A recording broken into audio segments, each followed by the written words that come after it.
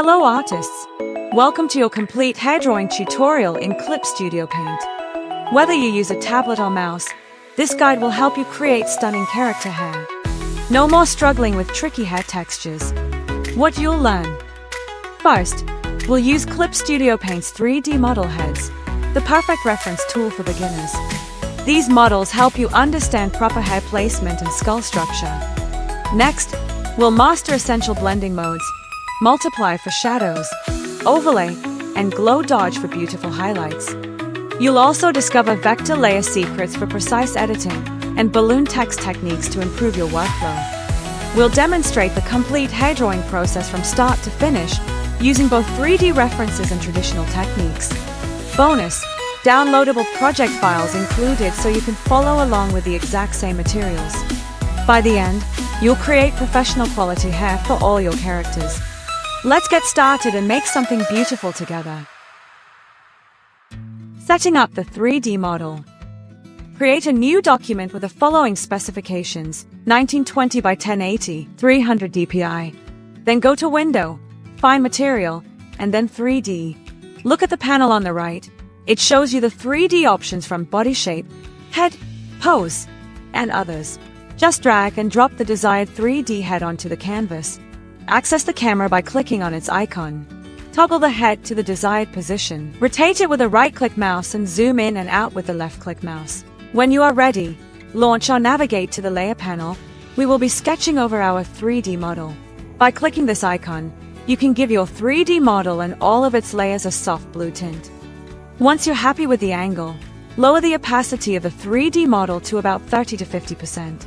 This way, you can see the structure, but the lines won't compete with your hair design. And that's it. Now you're all set to start sketching the hair structure. With the 3D model in place, we've covered the foundation, and you're ready to create beautiful hair, whether it's long, flowing elf locks or a bold buzz cut.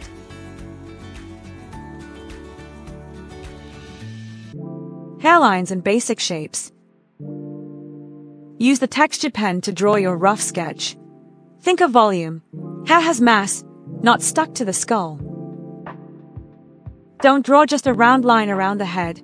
Instead, break down the shape of the hair with just a few lines to add variety of realism. To define your hairstyle, create a new layer on top of your rough sketch and lower its opacity around 30 to 50%. Now that you know the fundamental shapes, you can define the entire hairstyle. Make a shadow with your design pencil to make your sketch look more three-dimensional. Sketch with only the most essential details.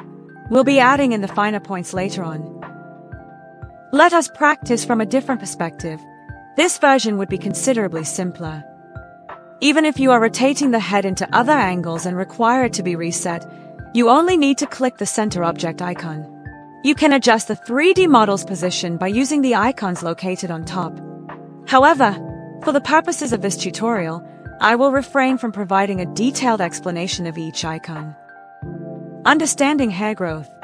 A hair's natural growth pattern consists of 3 primary locations: the hairline, the crown of the head, and the top frontal region. Your hair design will be correct once it works in these 3 places.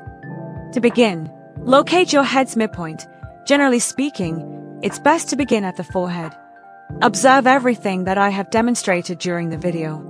Draw the midsection of the head using any of your preferred subtools, be they pencils or pens.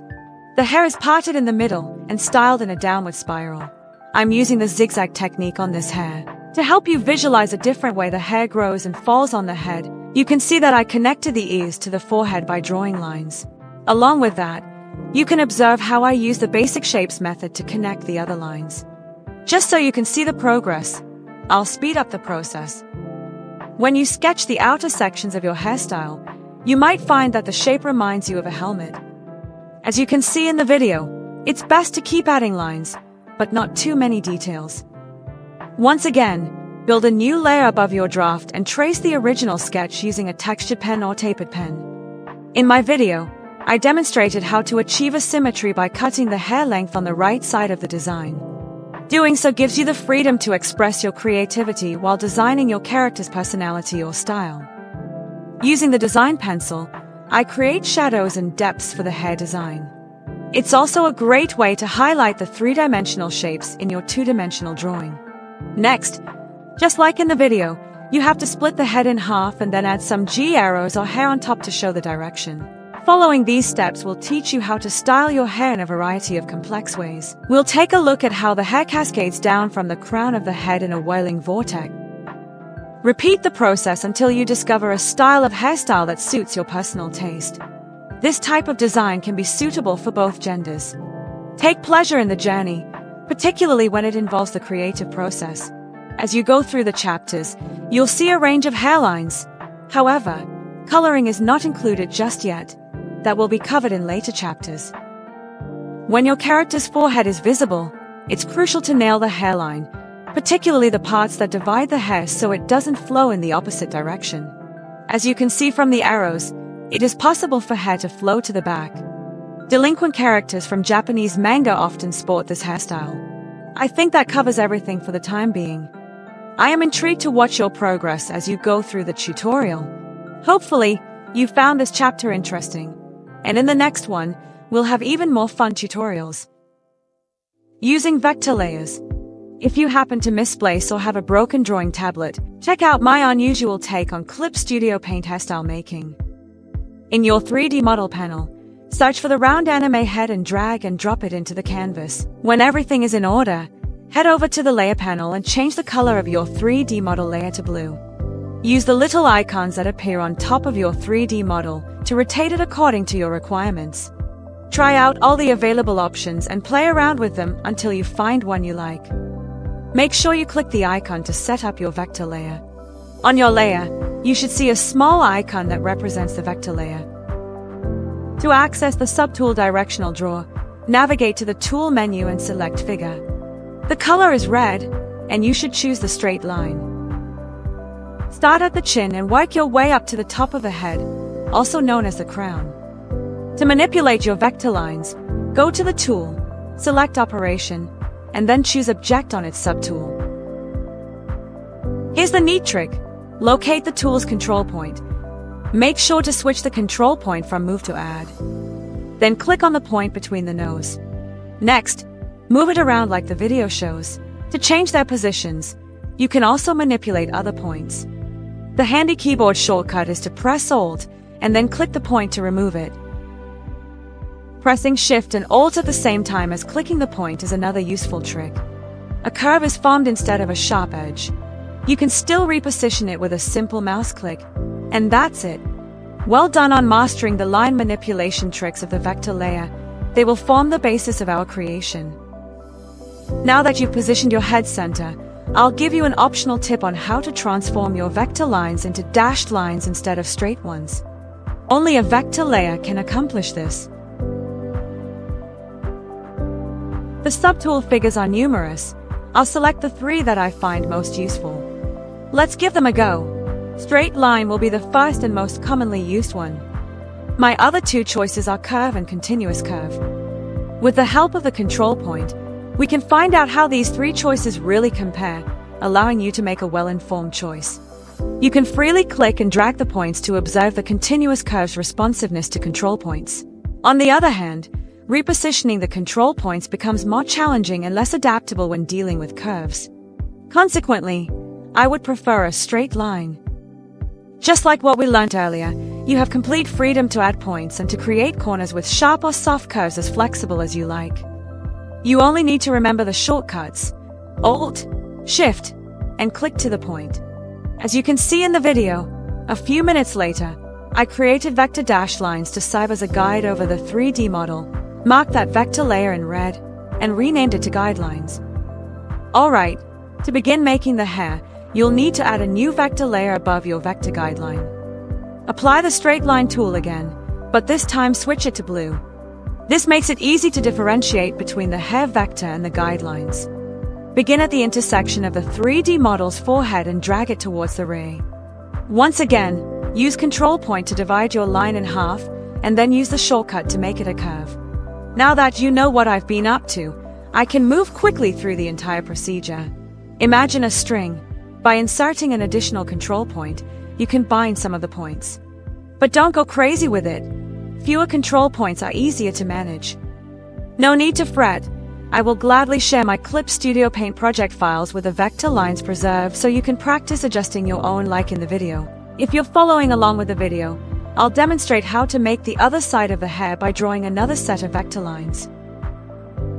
At last, we've arrived at the meat of the matter, the chapter on changing vector lines. Find the Control Point subtool and select Adjust Width Point from the menu. Observe the line's growth or shrinkage and the effortless alteration of the line's tip points. Examine its behavior by holding down the mouse button and dragging it to the left or right. Apply it to the points that require a thinner or bolder style. Regrettably, the Control Point and Adjust Width Point subtools do not have a default keyboard combination. Therefore, instead of using the Adjust Width Point, you should switch to Control Point whenever you need to add or move points. In the video, you can observe my process of drawing a new vector line, adjusting the points of existing lines, and connecting them all based on these aspects. The 3D model's head and the principle of how hair grows and falls. Try experimenting with the Control Point and Adjust Width Point with all the vector lines. You'll come to like this technique in the end because the lines will be cleaner than the raster layer. You can always change the color of each line in a vector layer to your liking by pressing the color palette, but I did that to make some of the lines stand out more. You don't need to be concerned about adding a lot of vector lines because you can easily remove them all with a single click or select them individually. Using the Adjust Width Point feature will become second nature as you divide the lines. In fact, I dare say you'll develop an addiction to it. Each of the vector lines can be moved, copied, and adjusted individually. It does take a lot of time and patience to draw each hairline using vector lines. I spent over an hour on the actual video, but I'll just cut to the chase and show you the finished product. That's why you should check out my vector layer creation by downloading it from my drive. Just as I had mentioned, here we are, using Clip Studio Paint's hair coloring tricks and tips. Alright, let's start with the Auto Select tool. My keyboard shortcut is set to the default key W, but this functionality may vary based on your specific setup. I click on the background in my vector layer. Then I create a new layer. This time it needs to be a raster layer, not a vector layer. I rename it to Base, and assign it the position beneath my vector layer. After that, I settled on a shade of light gray. You can automatically fill the color with the Alt plus Backspace keyboard combination. Just so you know, the color covers the background and not the hair. To accomplish this, I press Ctrl plus Z to undo the color, then simultaneously press Ctrl, Shift, and I on my keyboard. And that's it. With some simple tips, you'll be able to tell the difference. After that, make a new layer above your base layer, give it the name Shadow, select Clip to Layer below, and then set it to multiply with 50% opacity. Now that your shadow layer is set up, let's start by practicing with the Airbrush tool and Soft Airbrush. Take note that I used a mouse for this instead of a graphic tablet or pen. Try a deeper shade of gray instead. Simply brush through the lower section of your hair, and if you use Clip to Layer below, your dyed hair will stay in the same place as your base color. You can also change the opacity of the layers to control the darker tones. Make another new layer, this time with the Glow Dodge effect, then place it on top of the shadow layer. Adjust the opacity to approximately 50%, then select a light blue color. No brushwork is required. A simple click applies the color to the canvas. Give pink a go and watch what happens. Join in the fun with these two layers, multiply for the shadows and Glow Dodge for the highlights. Regardless, I switched out Glow Dodge for Add Glow. There's a little difference, but hey, it's all personal preference. Balloon text to shades. These tips are designed for people who use a mouse, but they can also be applied by those who use a graphic tablet. I want you to know why I used balloon text instead of the figure tool first. This rectangle tool is a good example of how you can't fill the inside of your figure, particularly in vector layer mode. Listen closely now, because I want you to grasp something important. Even when I used the Control Point or Operation tool to use the vector rectangle, I couldn't find any feature that automatically filled the inside of the rectangle with vector layer mode. Clicking the subtool detail icon, then the vector, reveals that your rectangle does not have a subcolor. No matter what color you choose for the outside, there will be nothing inside. Alright, I'll just delete it and go with another approach. This time, let's see if we can make use of straight line. The brush size can be adjusted to the extreme shown in the video. At that point, the hair is filled, but we don't have much control over it. Therefore, allow me to present the novel approach to shading. With the vector layer mode, Clip Studio Paint's balloon text feature. There are a lot of balloon texts, but we'll focus on curved balloon and its capabilities. The first step is to make sure the inside and outside of the balloon are both filled with the same color text as your main color. With your curved balloon text now set to straight line, you can manipulate it in the same way as the figure in the vector layer. Make note of how the balloon text builds a new layer on top of everything when you connect all the points. Just change it to multiply. Place it atop your color foundation. I will simply remove the vector layer since it is no longer useful. Rename the balloon text to shadow. Then, let's modify this layer to fit our needs. You can change its color by simply clicking the fill color on its subtool properties. Pick any shade. I'm going with a deep gray. Remember that you can always adjust the opacity of the layer to make the shadow less harsh. Alright, let's return to control point and tweak the lines of our shadow. You can still add points, move it, and even draw curves, as before. Here's where your familiarity with control points and vector line manipulation will prove useful. Navigate to the Operations menu and select Object. Click on the first balloon text that served as the shadow. Then, copy and paste the balloon using Ctrl-C and Ctrl-V. The video clearly shows that the shapes have been duplicated in the same layer, which means you now have two versions of the shapes to work with. After that, reposition and edit it as needed. You can use the Clip to Layer Below tool to remove unwanted portions of your balloon text. However, it is recommended that you place the layer above the base color. Now I'll just shorten the procedure and get to the end of the outcome. Thereafter, you are free to play around with the various balloon text shapes. I stumbled upon this method by accident, but I'm excited to share it with everyone in the hopes that you'll find it useful and cool. Eventually, I completed the shadow. To be honest, you'd have to put in a lot of time using this method before you could finish shading everything. Here's the actual proof from the video, and you can have it on my shared link to get the real Clip Studio files. Keep in mind that you can change the outline and inside colors using the main and sub-colors at all times. Altering a layer's opacity allows you to manipulate the darker tones of both primary and secondary colors. Our next step is to add highlights to the hair. Using the balloon text shapes would yield the same results, but I must caution you about something. Make sure you either lock or disable the shadow layer if you're still using it. Otherwise, you'll just keep adding shadows. Choose the balloon text again, but this time change the shading color to a pale gray or yellow for the outline and inside the balloon shape. Continue as before with the balloon shape. It will automatically generate a new balloon text layer. Set its blending mode to add glow. Place it over your shadow layer and rename it highlight. Then, revert to using your control point for shape adjustments. Enjoy yourself while you experiment with the balloon shapes. I sped up everything so you won't have to sit through any tedious parts if you just watch the video. The chapters go over the fundamentals of utilizing vector lines, all the way up to the techniques that use balloon shapes as shadows and highlights. Whether you're an expert line artist, a fan of vector graphics, or just knew that Clip Studio Paint had these capabilities, I guarantee that you'll find my tips and tricks useful for drawing character outlines and hairlines. Finishing with my balloon text shadow and highlights color. Create a raster layer on top of our base. Rename it Gradient. Find the Gradient tool and drag it from bottom to top using your preferred colors.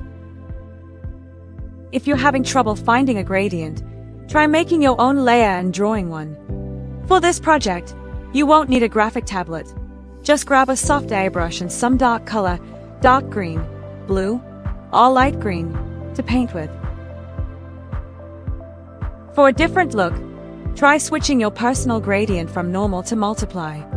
Change the highlight balloon text shape from add glow to overlay for better blending. Turn on the pinkish raster layer from my project file, adjust its opacity, and turn on the raster shadow layer. In the video, I brushed dark pink on the shadow layer, and it looked pretty. Check the opacity to suit your preferences. Changing blending modes sometimes work better. Now let's see the first gradient preset. I'd like to mix and modify its color. Using the keyboard shortcut Ctrl+Shift+U to open the sliders. Play along with the hue for this time, but you can try other sliders on your own. This step can be followed with project files. If opacity doesn't soften the balloon's shadow edges, try this. Mouse-click your balloon's shadow layer. It will display the selected area as shown in the video. After turning off your layer, add a raster layer over your gradient. Apply pink with a soft airbrush and overlay blending mode.